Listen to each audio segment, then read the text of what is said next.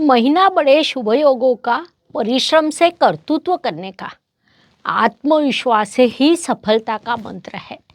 आत्मविश्वास आपको हर परेशानी का सामना करने की शक्ति देता है।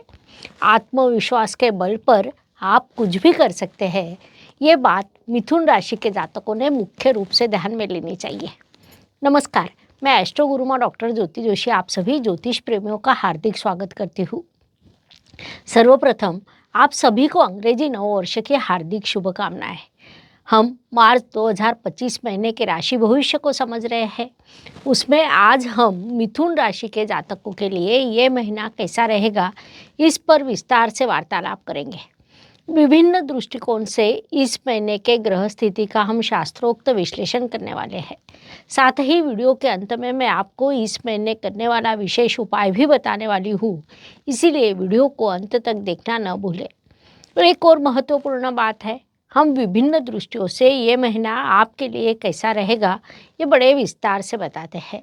उस अनुसार इस महीने आपका अनुभव क्या रहा, ये आप हमें कमेंट द्वारा हम तक पहुंचा सकते हैं, ताकि हमारे इस मार्गदर्शन का आपको लाभ हो रहा है ये बात हम तक पहुंच सके।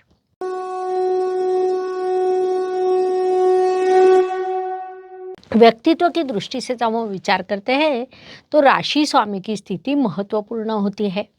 मिथुन राशि के स्वामी बुधदेव इस समय काल में दशम स्थान में नीच अवस्था को प्राप्त हुए हैं, लेकिन वहीं पर विराजमान उच्च अवस्था के शुक्रदेव उनका नीच भंग भी कर रहे हैं।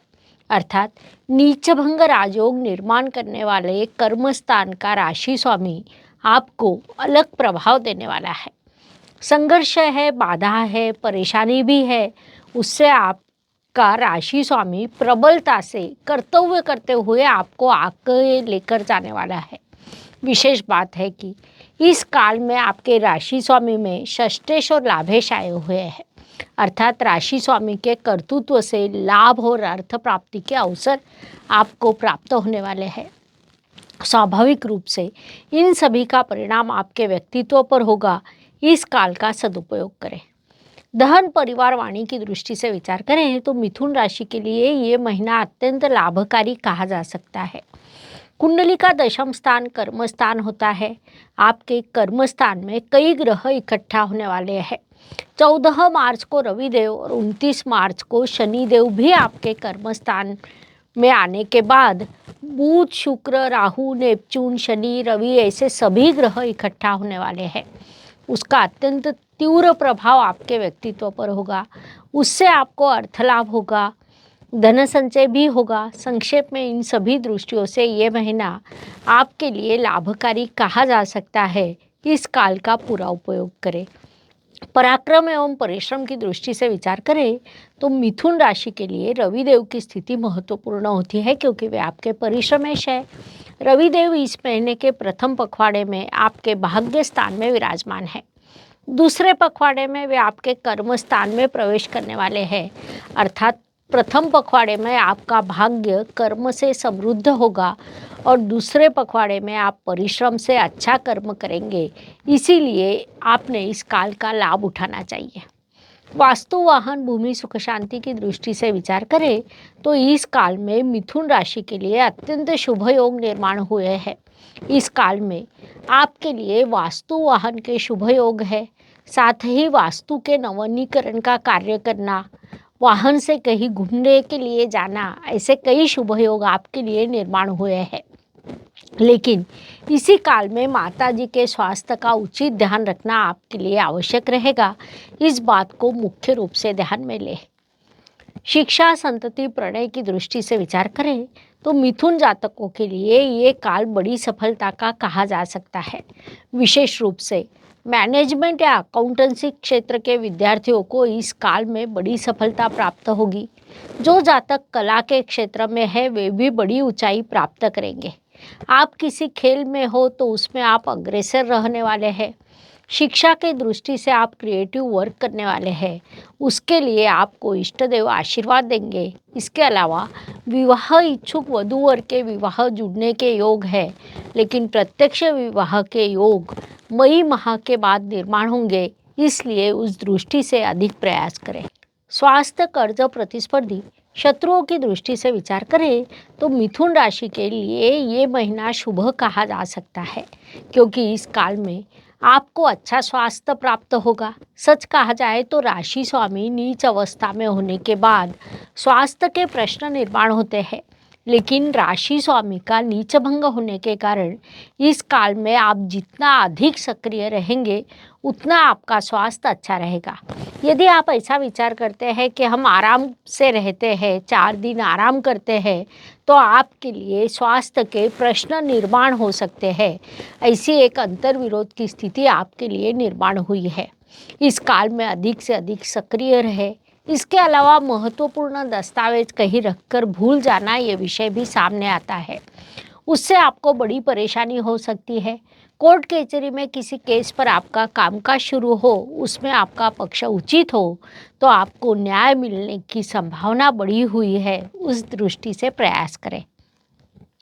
नौकरी एवं व्यवसाय की दृष्टि से विचार करें तो मिथुन जातकों के लिए ये काल परिश्रम का, तो व्यावसायिक जातकों के लिए खर्च का रहने वाला है।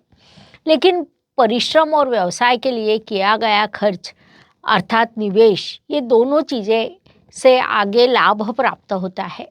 किए गए परिश्रम कभी भी व्यर्थ नहीं जाते। साथ ही निवेश यदि उचित पद्धति से किया गया तो उससे भविष्य में लाभ अवश्य प्राप्त होता है, जिस कारण दोनों दृष्टियों से ये काल आपके लिए लाभकारी कहा जा सकता है। इस काल का पूरा उपयोग करें। भाग्य एवं शुभ संकेत की दृष्टि से विचार करें तो मिथुन राशि के लिए ये महीना कई शुभ संकेतों से परिपूर्ण भरा हुआ है। उसमें मुख्य रूप से कहा जाए तो आपके भाग्य शनिदेव भाग्य स्थान में विराजमान है, जिसे हम अत्यंत बड़ा शुभ संकेत कह सकते हैं। 29 मार्च को वे राशि परिवर्तन कर आपके कर्म स्थान में प्रवेश करेंगे। वहाँ से आपका भाग्य कर्म से समृद्ध होगा। इसके अलावा आपके दशम स्थान में शुक्रदेव द्वारा मालव्य राजयोग निर्माण हुआ है, जो पंच महापुरुषों में से बड़ा राजयोग कहा जाता है, इसलिए उसे भी हम शुभ संकेत कह सकते हैं। ऐसे कई शुभ संकेत आपके लिए इस काल में निर्माण हुए हैं, उनसे आपको शुभ परिणाम प्राप्त होंगे। इस काल का सदुपयोग करें। कर्म की दृष्टि से विचार करें तो इस महीने कई ग्रह आपके कर्म स्थान में उपस्थित रहने वाले हैं। कुंडली की एक विशेष बात होती है कि भाग्य स्थान के ग्रह कर्म स्थान में जाकर कर्म समृद्ध करते हैं। साथ ही कर्म स्थान के ग्रह बाद में लाभ स्थान में जाकर लाभ के मार्ग दिखाते हैं। संक्षेप में मिथुन राशि के लिए ये महीना कर्म का, परिश्रम का है।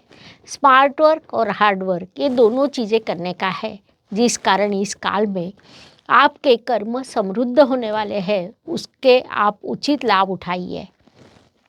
लाभ की दृष्टि से विचार करें तो इस महीने किए गए परिश्रम का लाभ आपको महीने के अंत में और अप्रैल महीने के प्रथम सप्ताह में मिलने की संभावना अत्यंत बड़ी है।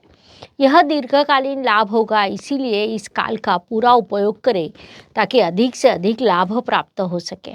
व्यय एवं परदेश गमन की दृष्टि से विचार करें तो मिथुन जातक इस काल में व्यवसाय के लिए, परिवार के लिए, पारिवारिक जिम्मेदारियों को पूरा करने के लिए, पढ़ाई के लिए, संतति की पढ़ाई के लिए, ऐसे विभिन्न कारणों से खर्च करने वाले हैं।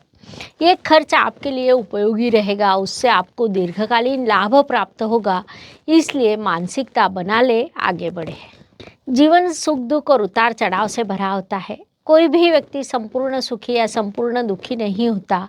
उस अनुसार हर दिन सभी के लिए समान हो नहीं सकता। महीने के कुछ दिन सुख, समाधान, सफलता लेकर आते हैं, तो कुछ दिन संघर्ष, कठिनाइयाँ और तनाव से भरे होते हैं। इस दृष्टि से मिथुन जातकों के लिए 9, 19 और 28 ये दिन सुखदायक एवं शुभ रहेंगे। साथ ही 7, 16, 26 ये दिन अशुभ तथा तनावपूर्ण रहेंगे। इन दिनों में आप कठिनाइयों, बाधाओं और समस्याओं का अनुभव करेंगे, तो मानसिकता बना ले, आगे बढ़े। उपायों की दृष्टि से विचार करें तो ज्योतिष में अत्यंत छोटे छोटे लेकिन बड़ा परिणाम करने वाले उपाय बताए गए हैं। अशुभ चीज़ों की अशुभता कम करने का, शुभ चीज़ों की शुभता बढ़ाने का उनमें सामर्थ्य होता है। उस अनुसार मार्च माह का विचार करें तो 29 मार्च को शनिदेव राशि परिवर्तन करने वाले हैं। शनिदेव कर्म के कारक माने जाते हैं। उचित कर्म और उसके साथ उचित दान, ये दो चीज़ें करने से वे प्रसन्न होते हैं, हमें शुभ फल प्रदान करते हैं। इसलिए इस काल में उचित कर्म के साथ उचित दान दीजिए। उस अनुसार मिथुन राशि के लिए आप हरी सब्जियां, मूंग दाल, हरे रंग के फल या अन्य हरी रंग की चीज़ों का दान करें। विशेष रूप से वृद्धाश्रम या बुजुर्ग लोगों को आपने इन चीज़ों का दान करना चाहिए। ये उपाय शुभ परिणाम आपको देंगे, इसलिए ये उपाय अवश्य करें। इस प्रकार मेष से लेकर मीन तक हर राशि के लिए मार्च 2000 कैसा रहेगा, ये बताने के लिए हमने 12 वीडियो आपके इस चैनल पर अपलोड किए हैं। पुनश्च मिलेंगे। ये वीडियो अच्छा लगा हो तो लाइक, शेयर, सब्सक्राइब करें। कमेंट बॉक्स में हर हर ज्योतिष, घर घर ज्योतिष लिखना ना भूलें। धन्यवाद। शुभम भवतु। जय ज्योतिष। ज्योतिष का अध्ययन तथा शास्त्र की शास्त्रीय तरीके से पढ़ाई करने के लिए मेरी 2 किताबें प्रकाशित हो चुकी है, उनका अवश्य लाभ लीजिए। Please like, share and subscribe the channel. और हाँ, बेल आइकॉन दबाना ना भूलें। धन्यवाद।